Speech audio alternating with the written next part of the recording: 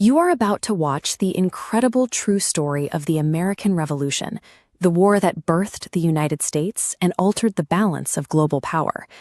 By 1773, the friction between Britain and its American colonies had reached a tipping point. The anger that had simmered for years was no longer fading, it was hardening into something far more dangerous. Desperate to pay off war debts and assert control, London passed the Tea Act. This wasn't merely a tax, it was a strategic move to save the struggling East India Company. To the British Parliament, the plan was simple. By allowing the East India Company to sell its surplus tea directly to the colonies at lower prices, they would undercut smugglers and guarantee a steady flow of tax revenue to the crown. But the colonists saw a bait-and-switch. If they bought the cheap tea, they were legally acknowledging Britain's right to tax them without their consent. The fight wasn't over the price of a leaf, it was over the principle of self-governance. Resistance flared immediately. In cities like New York and Philadelphia, the tea ships were never allowed to dock. They were met with such hostility that they simply turned back to England. But in Boston, the situation turned into a deadlock. Governor Thomas Hutchinson, a staunch loyalist, refused to let the ships leave until the tea was unloaded and the duties paid. For 20 days, 3 merchant ships sat trapped in a dark, icy harbor, their holds filled with hundreds of chests of British tea. In the town, the air was thick with expectation. Thousands of colonists packed into the Old South Meeting House, shouting for the ships to be sent away. Every demand was met with a flat refusal from the governor's office.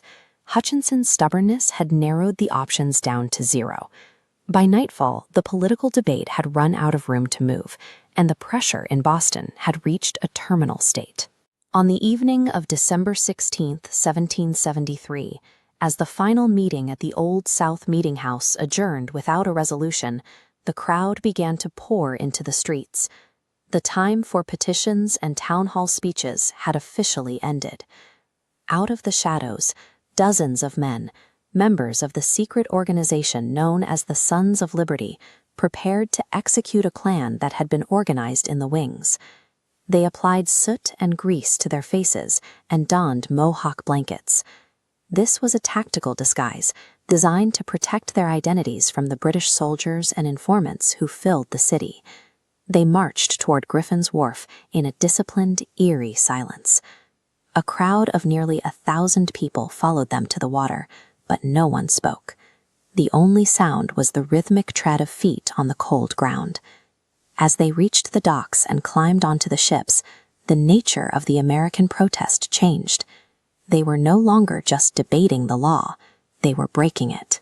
The boarders acted with military precision. They divided into 3 groups, 1 for each ship, and systematically took control of the decks. This was a surgical strike, not a riot. The men went out of their way to ensure no other cargo was touched, and not a single sailor was injured. To prove this was about politics and not theft, one man who tried to pocket some of the tea was caught and publicly humiliated by his own companions. Then came the axes. For 3 hours, the sound of splintering wood echoed across the water as chest after chest was hauled onto the deck and smashed open. 342 chests were heaved over the side. By the time the men vanished back into the city, 45 tons of tea had been dumped into the harbor, turning the water into a dark, thick slurry of ruined leaves. The morning tide carried the debris miles out to sea.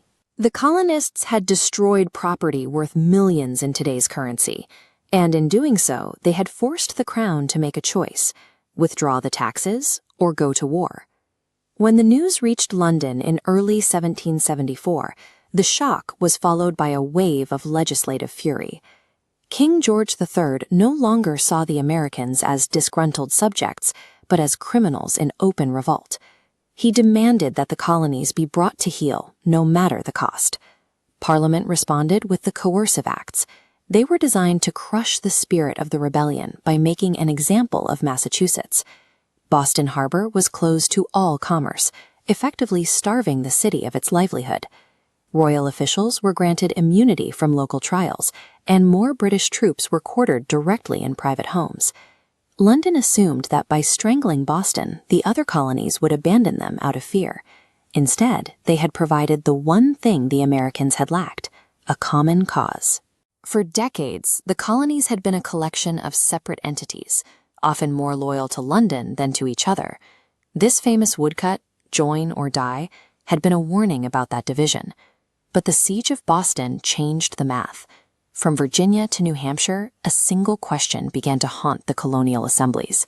If the king could strip Massachusetts of its charter and its economy by decree, who would be next? In September 1774, the First Continental Congress gathered in Philadelphia to coordinate a continental response. They didn't just talk, they agreed to a total economic boycott, resolving to stop all imports from Great Britain until their liberties were restored. The tea was gone and the harbor was silent, but the machinery of a new nation had begun to turn. The point of no return had been crossed. To be continued in Episode 3, The First Shots That Changed the World. If you enjoyed this story, don't forget to like, comment, and subscribe to History Stories Dose so you never miss the next chapter of history.